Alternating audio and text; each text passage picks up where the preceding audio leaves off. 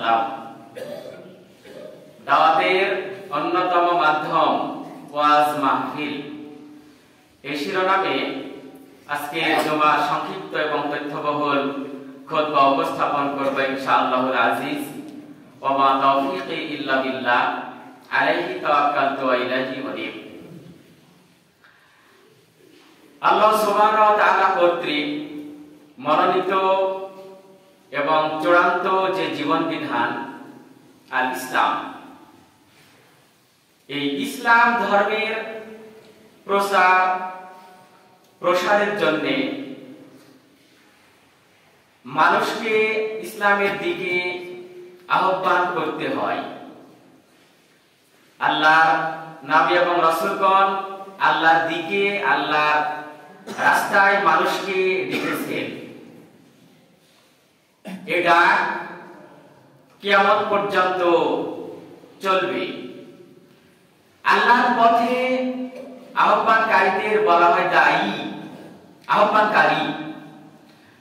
তো দ্বীন ইসলামের ডাকে যারা সাড়া দেবেন তারা সফল। তো দ্বীন ইসলামের যে দাওয়াত, মানুষকে আল্লাহর পথে আহ্বান, ইসলাম ধর্মের বিধিবিধান মানুষকে জানানো, বোঝানো এবং মানুষকে ইসলামের পথে অটল রাখার জন্য যে জ্ঞানের প্রসার, এটার জন্য এই পৃথিবীতে বহু দায়ী নিয়োজিত। আল্লাহ রাসূলের মৃত্যুবরণ করার পর এই পৃথিবীতে যে আলেম ওলামাগণ আল্লাহর দিকে মানুষকে ডেকে থাকেন, আল্লাহ রাস্তায় মানুষকে আহ্বান করেন, দ্বীন ধর্ম বোঝান, এই আলেম ওলামাদের যে ডাকের মাধ্যম, এটাকে বলা হয় দাওয়াত। দাওয়াত করা হয়, আহ্বান করা হয়, ডাকা হয়। তো এই দাওয়াতের যে মাধ্যম, এই মাধ্যমটা যদি ইসলামী ভাবধারায় হয়, ইসলামী নিয়ম অনুযায়ী হয়, তাহলে যিনারা ডাকবেন তিনারাও সফল হবেন, ওই দায়ীদের ডাকে যারা সাড়া দিবেন তারাও সফল হবে। কিন্তু এই দাওয়াতের মাধ্যম যদি ইসলামী ভাবধারায় না হয়, ইসলামের নামে কিন্তু ভাবধারাটা হবে অনিসলামিক, ডাকা হবে ইসলামের নামে কিন্তু সিস্টেম হবে অনিসলামিক, তাহলে এই অনিসলামিক কায়দায় যদি কোনো দায়ী মানুষকে আল্লাহর দিকে ডাকেন, ইসলামের দিকে ডাকবেন কিন্তু সিস্টেম হবে ইসলামের বাইরে, তাহলে এই দায়ীও জাহান্নামী হবেন এবং এই দায়ীর ডাকে যারা সাড়া দেবেন তারা জাহান্নামী হবেন। প্রমাণ সূরা আলে ইমরান, কোরআনুল কারীমের 3 নম্বর সূরা 85 নম্বর আয়াত। মহান আল্লাহ সুবহানাহু ওয়া তাআলা বলেন, ওয়া মান ইয়াবতাগি গায়রাল ইসলামি দীনা ফালা ইউকবালা মিনহু ওয়া হুয়া ফিল আখিরাতি মিনাল খাসিরিন। সূরা আলে ইমরানের 85 নম্বরে আল্লাহ সুবহানাহু ওয়া তাআলা বললেন, যারা ইসলাম বাদ দিয়ে অন্য পন্থা অবলম্বন করে, ইসলামী নিয়ম নীতি ব্যতিরেকে, ইসলামী সিস্টেম বাদ দিয়ে যারা অন্য নীতি অবলম্বন করে, তাদের কোন আমল আল্লাহর কাছে গ্রহণযোগ্য হবে না। ওয়ামায়াত্তাগি, কখনোই গৃহীত হবে না। ওয়ামায়াত্তাগি, যে ব্যক্তি অবলম্বন করে এমন পথ, গায়রাল ইসলামি দীনা, ইসলাম ধর্মের নিয়ম নীতির বাইরে, ইসলাম ধর্মের সিস্টেম বহির্ভূত কোন পন্থা অবলম্বন করে যদি কোনো মানুষ কোনো কিছু করে, ফালা ইউকবালা মিনহু, কখনো নয় তার আমল গ্রহণযোগ্য হবে না। আল্লাহ সুবহানাহু ওয়া তাআলা তার আমল কবুল করবেন না। ওয়া হুয়া ফিল আখিরাতি মিনাল খাসিরিন, এবং আখিরাতে এই শ্রেণীর ব্যক্তিরা ক্ষতিগ্রস্ত হবে, মানে জাহান্নামী হবে। স্পষ্ট কথা। ইসলাম বাদ দিয়ে, ইসলামের নীতিমালা ব্যতিরেকে মানুষ যে আমলই করুক না কেন, অনিসলামিক কায়দায় যে আমলই করুক না কেন, ফালা ইউকবালা মিনহু, আল্লাহ সুবহানাহু ওয়া তাআলা বলেছেন তার কাছ থেকে সে আমল কখনো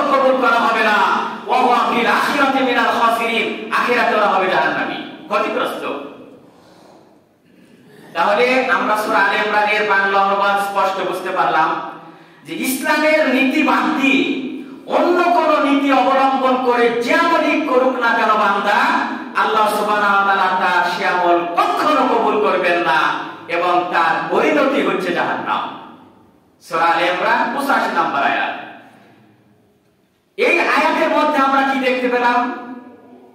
সিস্টেম হতে হবে ইসলামী। আমি যে কাজ করব সে কাজ হতে হবে ইসলামী সিস্টেমে। তো এখন আমাদের দাওয়াতের যে সিস্টেমটা, এই সিস্টেমটা যদি ইসলামী হয় তাহলে জান্নাত হবে। এই সিস্টেমটা যদি ইসলামের নামে অনিসলামিক হয় তাহলে জাহান্নাম হবে। স্পষ্ট কথা। তাহলে এখন আমরা দেখি, একটু আলোচনা করি, বিচার বিশ্লেষণ করি। দাওয়াতের অন্যতম মাধ্যম ওয়াজ মাহফিল আমার আজকের জুমার খুতবার আলোচ্য বিষয়। দাওয়াতের অন্যতম মাধ্যম ওয়াজ মাহফিল।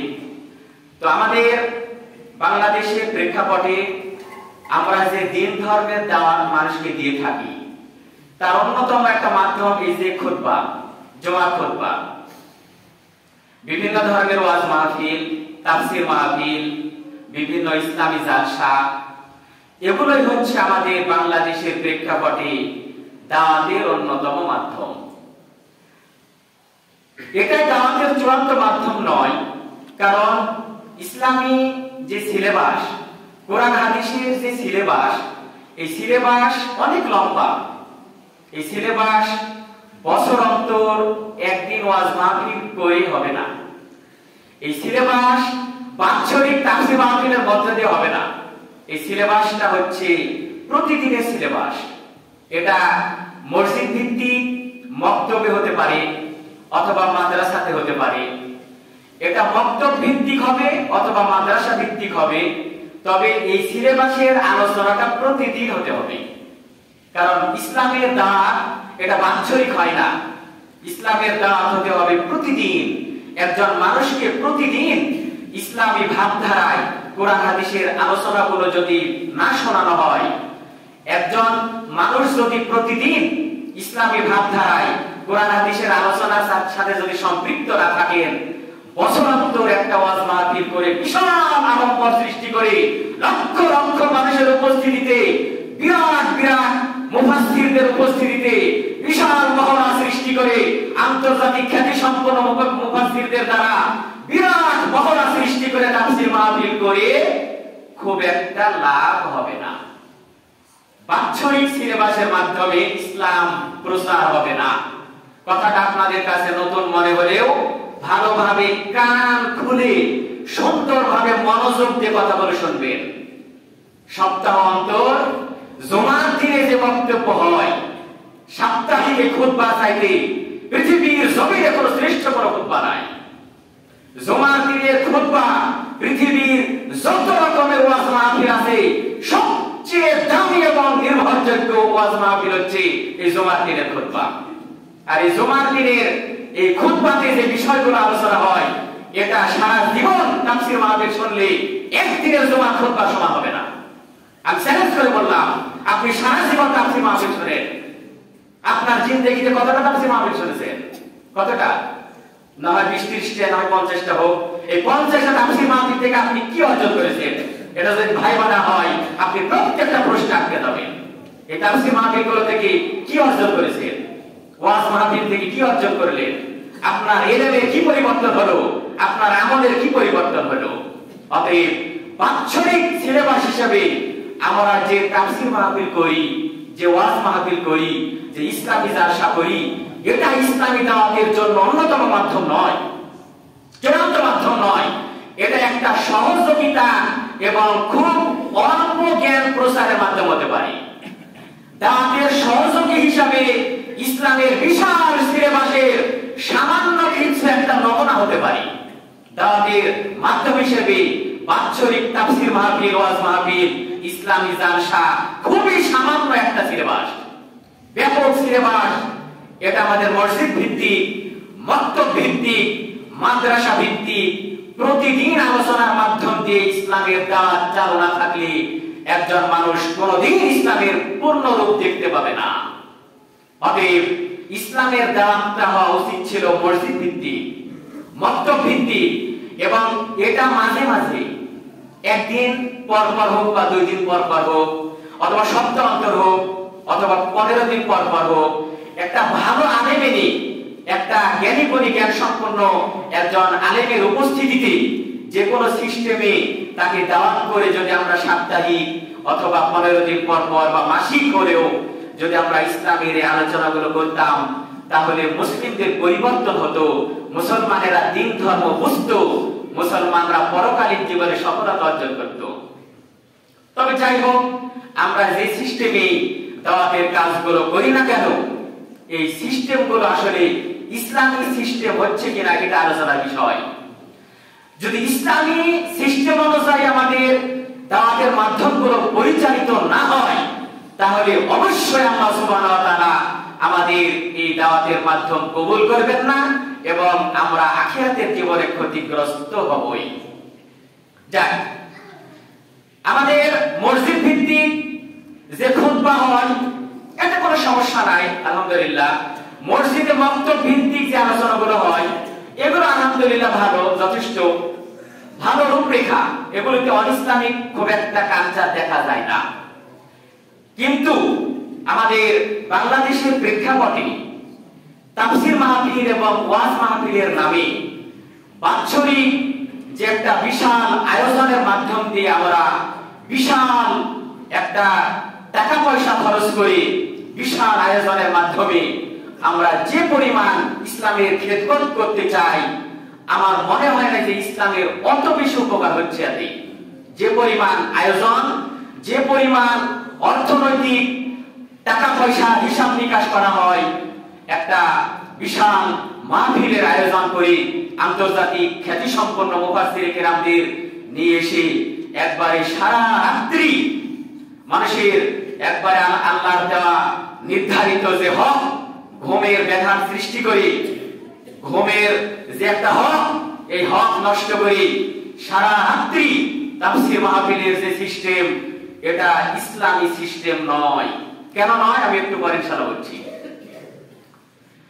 একজন মুফাসসির যখন তাফসীর করেন, আমার এই বাস্তব অভিজ্ঞতা আমি দেখেছি, আমাদের বাংলাদেশের প্রেক্ষাপটে আন্তর্জাতিক খ্যাতি সম্পন্ন মুফাসসির যখন এসে তাফসীর করা শুরু করেন, তাফসীরের মোটামুটি কিছু নিয়ম নীতি আছে, শর্ত আছে। একজন মুফাসসির যখন তাফসীর করবেন তখন তাকে কোরআনের আয়াত কেন্দ্রিক হাদিসের অনুবাদ দ্বারা কোরআনের আয়াতকে হাদিসের ব্যাখ্যা দ্বারা তাফসীর করতে হবে।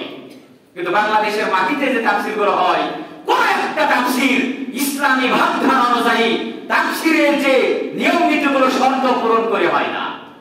আমাদের তাফসীর মাহফিলের সিস্টেম, মুফাসসির সাহেব প্রথমে ধরেন মাহফিলে উঠে জনগণকে যত রকমের খুশি করার জন্য কথাবার্তা সেগুলো বলবেন বিভিন্ন ধরনের আয়োজনের মাধ্যম দিয়ে, যাক সেটা তার ব্যক্তিগত ব্যাপার।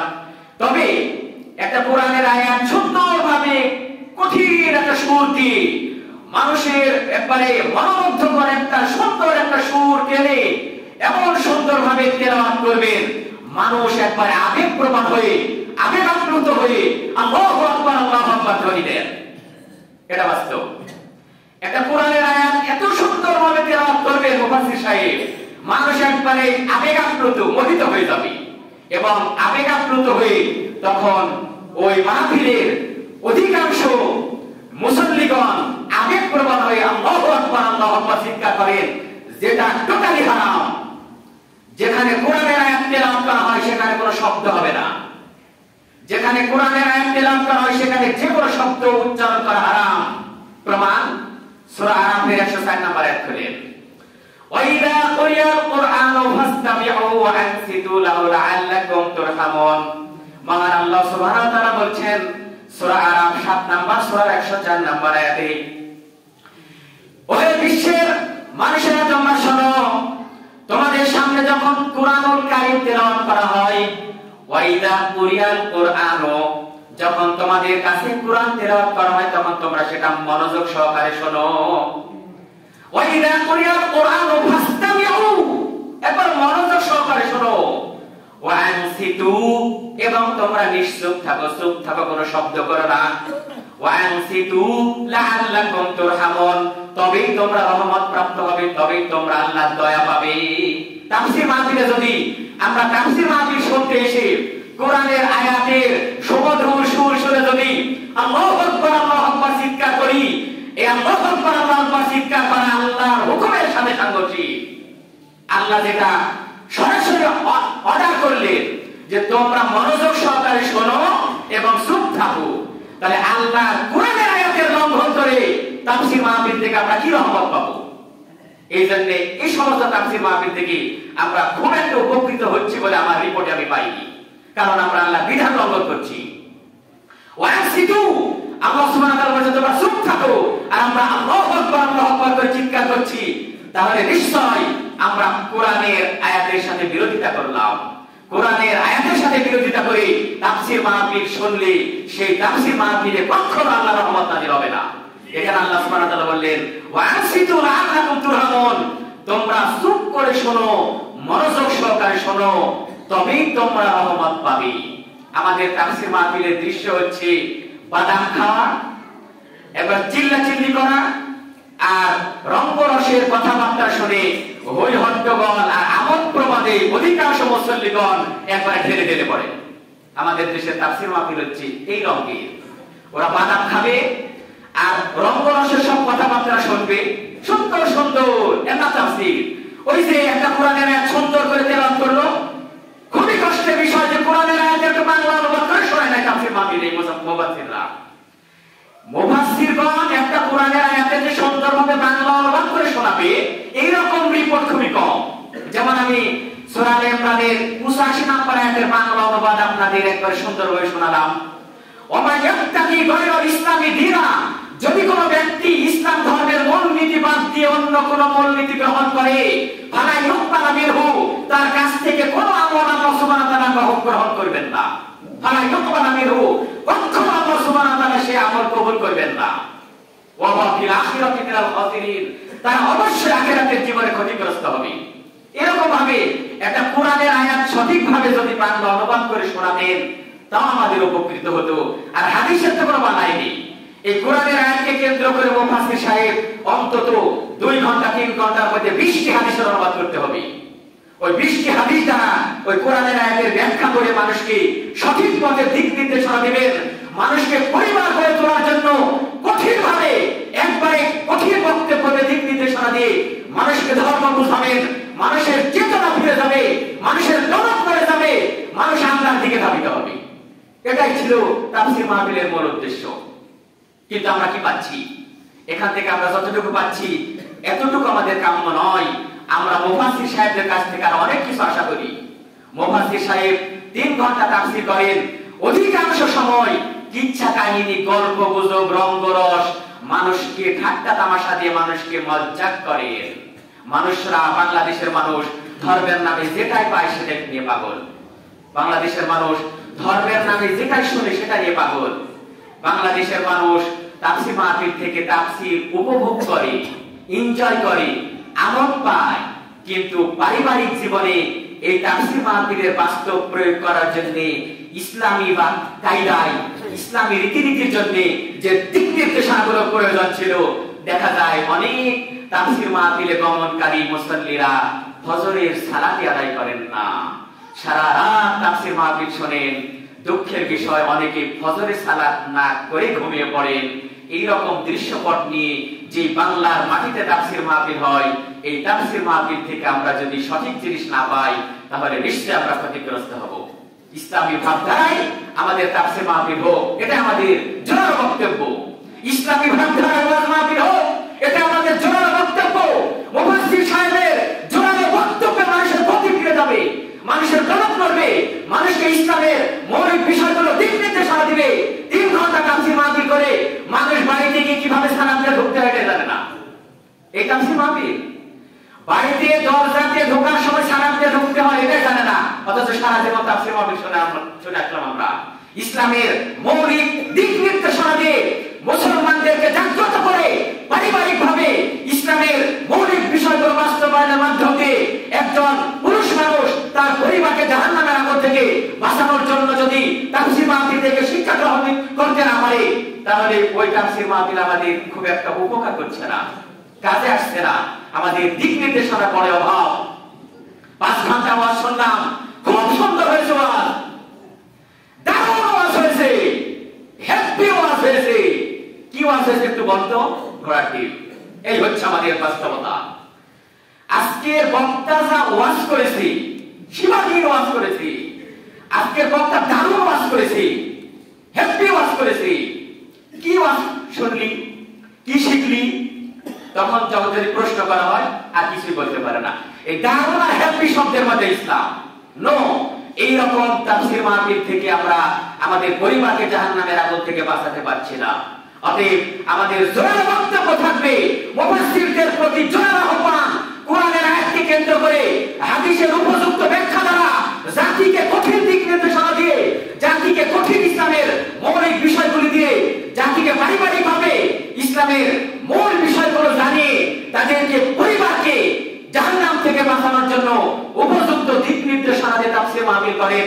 নইলে এরকম ভাবে যুগের পর যুগ, বছরের পর বছর, সারা জীবন পার হয়ে যাবে।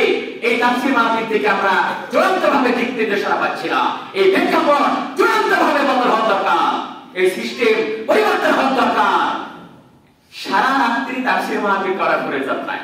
কেন সারা রাত্রি তাফসীর মাহফিল লাগে? 8 ঘন্টার জোরালো বক্তব্য একজন মুসলমানের টনক নড়ায় দিবি।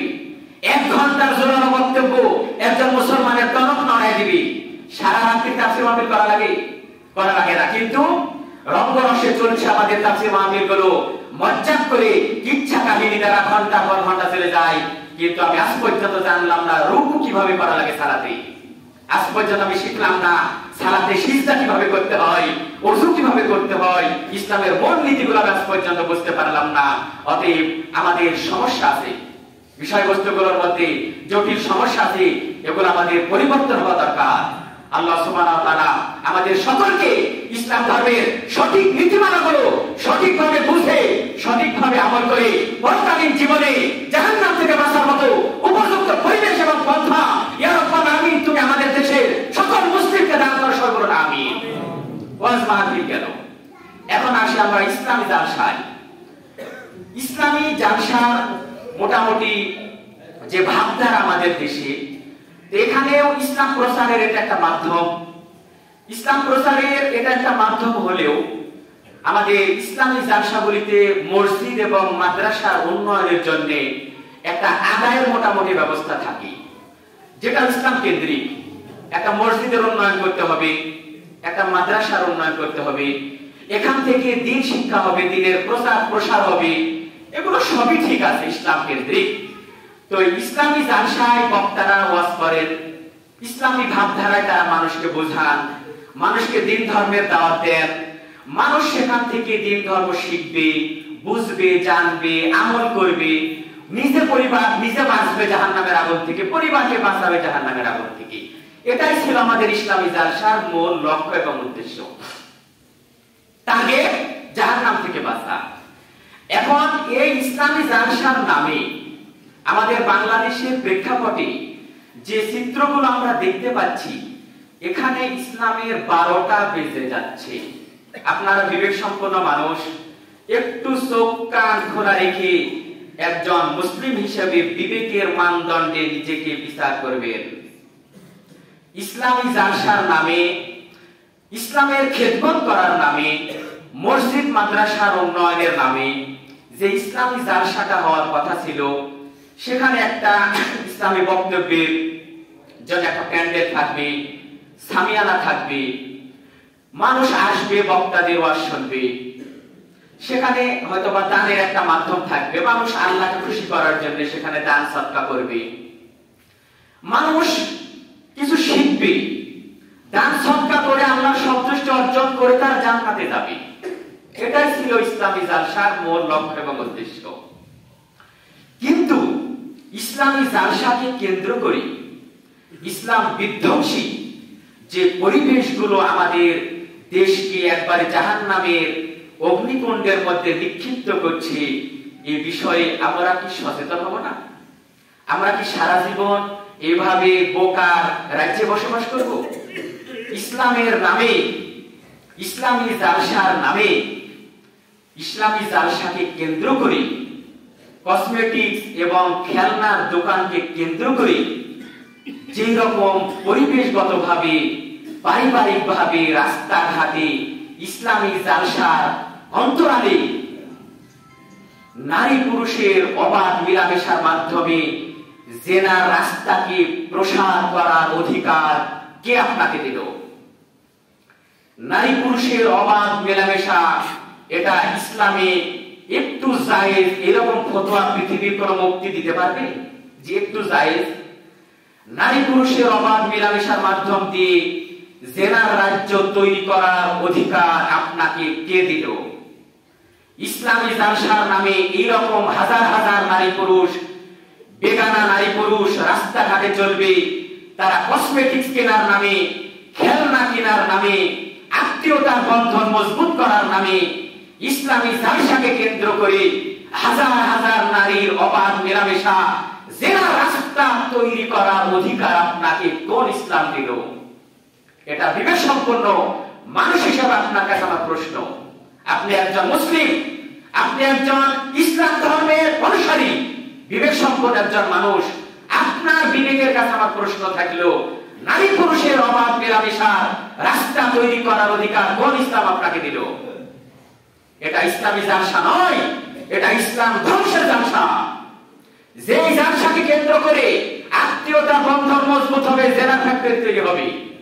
এখানে শালী দুলাভাইয়ের মিলন, আত্মীয়তার বিভিন্ন শত্রু, আপনার ভালো বোঝে, বাড়িতে বিভিন্ন শ্রেণীর আত্মীয় স্বজন আসবে, এখানে বিভিন্ন মাপের ছেলেমেয়েরা মিশবে, বয়ফ্রেন্ড গার্লফ্রেন্ডের সংস্কৃতি, একে অপরকে বিভিন্ন ধরনের উপহার দিবে, খেলনা সামগ্রী দিবে, চমৎকার চমৎকার জিনিসগুলো উপহার দিবে, রাস্তাঘাটে চলবে তারা বেহায়াপনা হয়ে, বেপরদাপনা হয়ে। নারী পুরুষের এই মিলন মানায় মনে হচ্ছে যে ইসলামী জালসাকে কেন্দ্র করে একটা পাপের বন্যা বয়ে যাচ্ছে, মনে হচ্ছে যে একটা পশুর রাজত্ব। অথচ ইসলামী জালসাকে কেন্দ্র করে এইরকম ভাবে জেনার রাস্তা তৈরি করার ক্ষেত্রে যারা সহযোগিতা করবে এরা সবাই জাহান্নামী। আমার এই কথাটা উল্টানোর মতো অধিকার কোন মুসলিমের নেই। ইসলামী জালসাকে কেন্দ্র করে এইরকম ভাবে জেনার রাজত্ব তৈরি করার ক্ষেত্রে যারা সহযোগিতা করবে, আল্লাহ সুবহানাহু ওয়া তাআলা বলেন সূরা মাইদা ৫ নম্বর সূরা ২ নম্বর আয়াত, ওয়া তাআওয়ানু আলাল বিররি ওয়াত তাকওয়া ওয়া লা তাআওয়ানু আলাল ইসমি ওয়াল উদওয়ান। তোমরা পরস্পরকে পুণ্য এবং পরহেজগারিতার কাজে সহযোগিতা করো। ওয়া তাআওয়ানু আলাল বিররি ওয়াত তাকওয়া, তোমরা সৎকর্ম, পুণ্যের কর্ম, নেকির কাজে এবং তাকওয়ার কাজে তোমরা পরস্পরকে সহযোগিতা করো। ওয়া লা তাআওয়ানু আলাল ইসমি ওয়াল উদওয়ান, খবরদার তোমরা পাপ এবং সীমালঙ্ঘনের কাজে একে অপরকে সহযোগিতা করো না। সূরা মাইদা ২ নম্বর আয়াত। উল্টাতে পারবেন? গায়ের জোরে না অনেক কিছু বলতে পারবেন, কোরআনের আয়াত উল্টাতে পারবেন কোনদিন? কখনো নয়। ইসলাম ব্যতি রেখে যে কোনো পন্থা অবলম্বন করলে আল্লাহ সুবহানাহু ওয়া তাআলা সেটা কবুল করবেন না, কখনো নয়। ফালা ইউকবালু মিনহু, কখনো তাদের কাছ থেকে সেটা কবুল করা হবে না। ওয়া হুয়া ফিল আখিরাতি মিনাল খাসিরিন, তারা আখিরাতের জীবনে ক্ষতিগ্রস্ত, ওরা জাহান্নামী। উল্টান দেখি এই কথা। কি করে আপনি প্রমাণ করবেন যে এটা ইসলামের বাইরে নয়? কি করে আপনি প্রমাণ করবেন যে এটা ইসলামী ভাবধারা? কি করে আপনি প্রমাণ করবেন যে এটা ইসলাম? যেখানে জেনার রাজত্ব তৈরি হচ্ছে, যেখানে হাজার হাজার নারী পুরুষের অবাধ মেলামেশা রাস্তা তৈরি হচ্ছে, এই সমস্ত জেনার রাস্তা থেকে টাকা পয়সা ইনকাম করে আমাকে ইসলামিক পরিবেশ সৃষ্টি করতে হবে?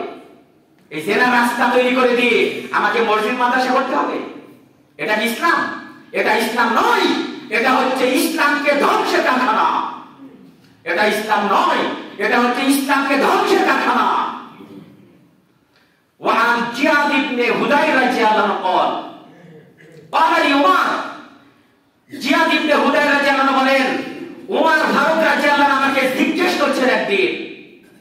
قال لي عمر, উমর ফারুক রাদিয়াল্লাহু আনহু আমাকে জিজ্ঞেস করছেন, হে জিয়াদ ইবনে হুদায়র, তুমি কি জানো হাল তারিফ মা ইয়াহদিমুল ইসলাম, তুমি কি জানো ইসলামকে কিসে ধ্বংস করবে? ইসলামকে ধ্বংস করবে কে? ভালোভাবে শুনে রাখেন হাদিস। ওমর ফারুক রাদিয়াল্লাহু আনহু জিয়াদ ইবনে হুদায়রকে জিজ্ঞেস করছেন, হে জিয়াদ ইবনে হুদায়র, হাল তারিফ মা ইয়াহদিমুল ইসলামকে কে ধ্বংস করবে? বলতু লা, আমি বললাম না হে আমিরুল মুমিনিন, আমি জানি না ইসলামকে কে ধ্বংস করবে। ক্বালা, ওমর ফারুক রাদিয়াল্লাহু আনহু বলছেন, ইয়াহদিমুহু জাল্লাহুল আলিম, পদস্খলন প্রাপ্ত চরিত্রহীন এক শ্রেণীর আলেমরা ইসলামকে ধ্বংস করবে। নাউযুবিল্লাহ বলেন। পদস্খলন প্রাপ্ত, হক থেকে দূরে সরে যাওয়া, হারাম হারামের যারা পার্থক্য বোঝে না, হারামকে হারামের সাথে যারা মিশায়, হারামকে হারামের সাথে মিশায়, মধুর গ্লাসে যারা মদের এক চামচ মদ ঢেলে দিয়ে খাওয়াকে যারা বৈধ মনে করে, এক গ্লাস মধুর মধ্যে এক চামচ মদ ঢেলে দিয়ে খায় তো ভালো হবে না? কি মনে হয় হতে পারে? একটু বিবেক দিয়ে প্রশ্ন করবেন। যদি এক গ্লাস মধুর মধ্যে এক চামচ মদ ঢেলে দিয়ে যদি ওই গ্লাসের মধু যদি আমরা হারাম প্রমাণ করতে না পারি, যে ইসলামী জালসাকে কেন্দ্র করে হাজার হাজার নারী পুরুষের মেলামেশার পথ সৃষ্টি করছি আমরা, জেনা ফ্যাক্টরি তৈরি করছি আমরা, সেখান থেকে ইনকাম সোর্স নিয়ে একটু ইসলামী জালসা চালালে সেটা হালাল হয় না? কি মনে হয়? বিবেক সম্পন্ন মানুষ হিসেবে একটু ভাবুন, নিজেকে প্রশ্ন করেন, আসলে কি ইসলামী জালসার নামে ইসলামের কি আমরা ক্ষতি করছি না উপকার করছি? ওমর ফারুক রাদিয়াল্লাহু আনহু বললেন, হে জিয়াদ ইবনে হুদাইর, তুমি শুনে রাখো, ইসলাম ধ্বংস করবে এক শ্রেণীর আলেম, এক শ্রেণীর আলেম দ্বারাই ইসলাম ধ্বংসপ্রাপ্ত হবে। এটা হচ্ছে একটা হাদিস। এই হাদিসটি করে লড়াবে, এক শ্রেণীর আলেমদের কারণে ইসলাম ধ্বংস হবে। ইয়াতিমুল ইসলাম জিল্লাহুল আলেম, এক শ্রেণীর মানে পদস্খলন প্রাপ্ত, এক শ্রেণীর হক মিথ্যা যারা একাকার করে দিবে, যারা হক বুঝবে না, যারা হকের সাথে বাতিলের মিশ্রণ ঘটাবে, হকপন্থী নয় বাতিলপন্থী, যারা সত্য থেকে দূরে সরে যাবে, এরাই ইসলামকে ধ্বংস করবে। এরা হচ্ছে কে? এরা হচ্ছে এক শ্রেণীর বড় আলেম। এটা হাদিস, কিন্তু আমার ব্যক্তিগত কথা নয়। ওমর ফারুক রাদিয়াল্লাহু আনহুর মুখ থেকে যে কথাটি বের হলো, এক শ্রেণীর আলেমরা ইসলামকে ধ্বংস করবে, বাস আপনি আমার বিচার করেন।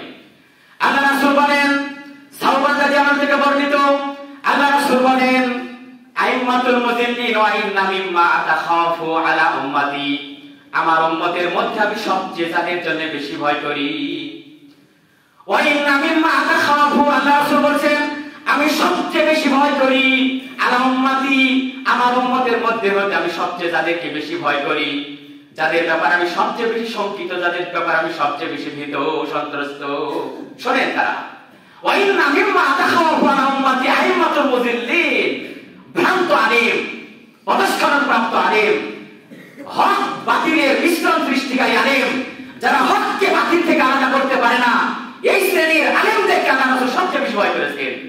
আর এদের দ্বারা ইসলাম ধর্ম সবচেয়ে বেশি ক্ষতিগ্রস্ত হবে। হাদিস তো ব্যক্তিগত কথা নয় আমার, উল্টাতে পারবেন জিন্দেগিতে। মুহাম্মদ সাল্লাল্লাহু আলাইহি ওয়াসাল্লামের কথা কি করে উল্টাবেন? মুহাম্মদ সাল্লাল্লাহু আলাইহি ওয়াসাল্লাম বলেন, মুসলিম এসেছে, আবু হুরায়রা রাদিয়াল্লাহু থেকে বর্ণিত, আল্লাহ রাসূল বলেন, ইন্নাল্লাহা তাইয়্যিবুন লা ইয়াকবালু ইল্লা তাইয়্যিবান, মুসলিম এসেছে এই হাদিসটি, নিশ্চয় আল্লাহ পবিত্র, ইন্নাল্লাহা তাইয়্যিবুন, নিশ্চয় আল্লাহ পবিত্র, লা ইয়াকবালু ইল্লা তাইয়্যিবান, তিনি পবিত্র ছাড়া কোনো কিছু কবুল করেন না। এক গ্লাস মধুর মধ্যে সরিষার দানা সম পরিমাণ যদি মদ ঢুকে দেওয়া হয়, ওটা আল্লাহ কবুল করবেন না। আমার আপনার কাছে হয়তোবা কোনোভাবে হয়তোবা জায়েজ হতে পারে, আমি আপনি হয়তোবা গায়ে সেটা সহায় করে দিলাম, কিন্তু আল্লাহ কি দিবেন? আল্লাহ তো আমার আপনার মতো অপবিত্র নয়। ইন্নাল্লাহা তাইয়্যিবুন, নিশ্চয় আল্লাহ পবিত্র, লা ইয়াকবালু ইল্লা তাইয়্যিবান, তিনি পবিত্র ছাড়া কোনো কিছু কবুল করেন না। ইসলামী জালসার নামে যে বাজারগুলো আমরা দেখছি, এগুলো কি পবিত্র মনে হয়?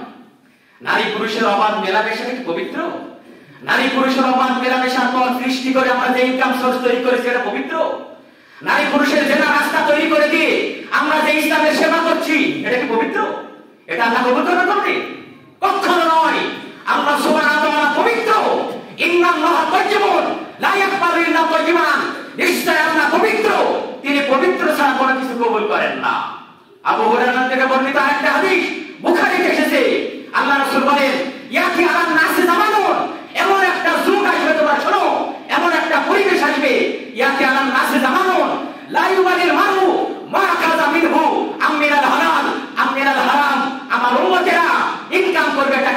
করবে, ওরা চিন্তা ভাবনা করে দেখবে না যেটা হালাল না হারাম, ওরা চিন্তা ভাবনা করে দেখবে না যেটা হালাল